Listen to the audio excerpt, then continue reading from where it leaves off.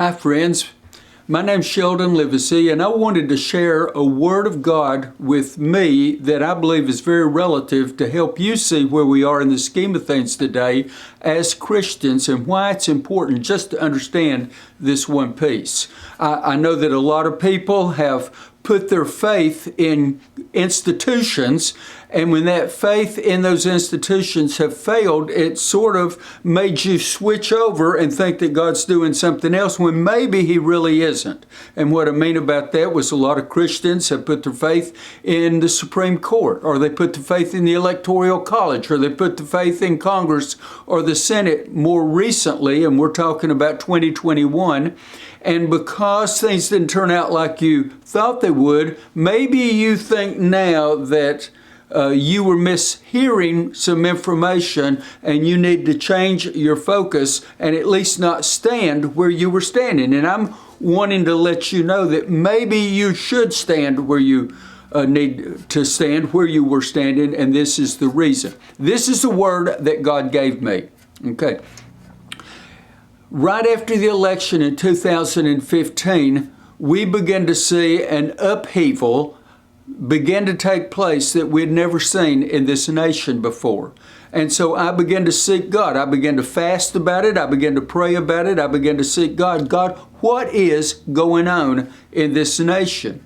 And what God spoke back to me, and this wasn't like you would think of, or I don't consider it, I'm certainly don't put myself in the place of a prophet, but I do hear from God sometimes, and sometimes He gives me a word that's relative to me, but this is one I believe that's relative to all of us. So what He said was Election Day in 2015, and this is not political, this is spiritual, this is what God has on the agenda, this is God's plan. He said Election Day was like D-Day in America for America. I asked God, what does this mean? And God showed me a map of the Western or the Eastern world, Africa and Europe, and He said, before D-Day, there were battles in Africa. There were major battles in Italy and France and in different places in Europe.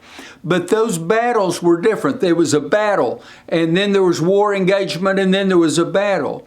But when D-Day occurred in Normandy, something changed in the dynamics. From the day of D-Day, and our troops began to assault and make their way towards Berlin, for the first time in the war, everything changed, and it was hand-to-hand, face-to-face combat, all the way through Normandy into Europe, as the troops were making their way to Berlin. I want to just call your attention to the fact that had not happened before. Does that sort of seem in the spirit realm what has taken place since the election? I'm not saying it has to do even with the political parties, but there are dynamics that are involved in that. So that's why I'm not talking about something politics. I'm talking about something spiritual this morning, and what you need to do as a Christian will come up here in just a second. So stay with me just a minute, if you will, please. So anyway, we're making our way to Berlin, and then it seems like the fighting becomes fiercer, right? The fighting becomes fiercer. Do you know in the war when the fighting was the most fierce of all of World War II? It was just before Berlin fell. Literally, as you could come over the hill, the greatest fighting of the war, when people held on with everything they could, was just before Berlin fell.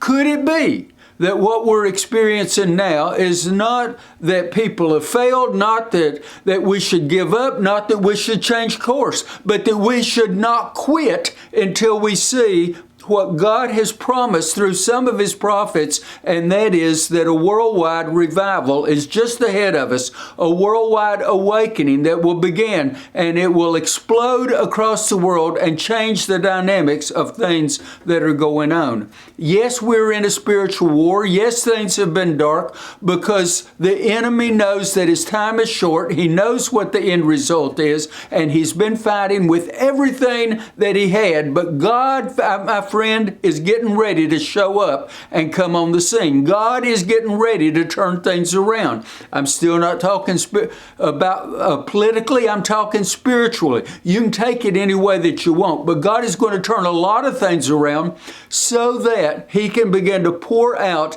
His revival on the land, and there will be a bed generated for this revival, a garden for this revival to grow and explode into the last great harvest that man has ever seen.